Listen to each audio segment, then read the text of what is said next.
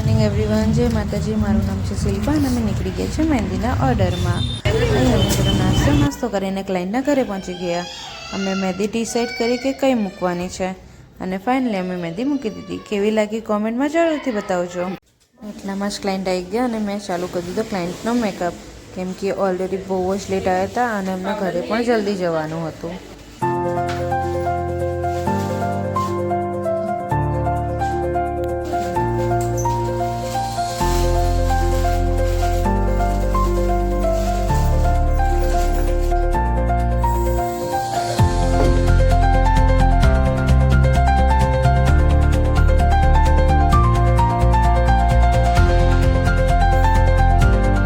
એમનો final look.